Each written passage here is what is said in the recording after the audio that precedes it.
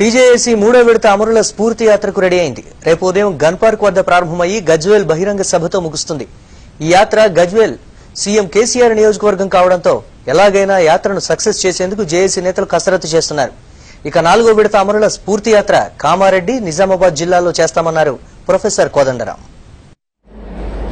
అమరుల స్ఫూర్తి యాత్ర రేపు ఉదయం హైదరాబాద్ గన్ పార్క్ నుంచి ప్రారంభమవుతుంది. 7:15 మేము అనుకున్న సమయం. గన్ పార్క్ నుంచే బయలుదేరాలని 7 గంటల కల్లా అందరూ గన్ పార్క్ చేరుకుని 7:15 కల్లా అక్కడి నుంచి బయలుదేరాలని చెప్పి అనుకున్నాం. వంటిమామిడికి మేము చేరుకున్న తర్వాత సిద్దిపేట జిల్లా మిత్రులు, జేఏసీ మిత్రులు కూడా మాతో కలుస్తారు. అక్కడి నుంచి ములుగులో ఆత్మహత్యలు చేసుకున్న రైతుల కుటుంబాలతోని మేము మాట్లాడతాం. ఆ తర్వాత వర్గల్ నుంచి బలింపు, మామిడ్యాల, మర్కూక్ మీదుగా సాగుతాం. ఈ మూడు కూడా కొండపోచమ్మ రిజర్వాయర్లో ముంపుకు గురిగానున్నటువంటి గ్రామాలు.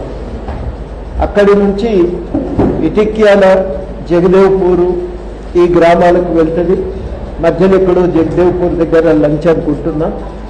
ఆ తర్వాత మునిగడప, కుకునూరుపల్లి గ్రామాల మీదుగా వేములఘాట్ చేరుకు, మల్లన్న సాగర్ ముంపు గ్రామాల మీదుగా వేములఘాటు, ఏటిగడ్డ, కిష్టాపూరు, పిడ్చేడు, వెంకటాపూర్ నుంచి గజ్వేల్ చేరుకుని ప్రజ్ఞాపూర్కు చేరుకుంటాం.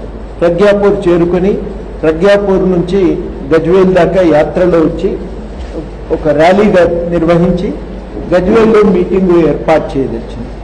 అదే రేపటి కార్యక్రమం. మేము ఇదివరకే చెప్పినాం, ఈ గజ్వేల్ ఎంపికకు 3 కారణాలు ఉన్నాయి.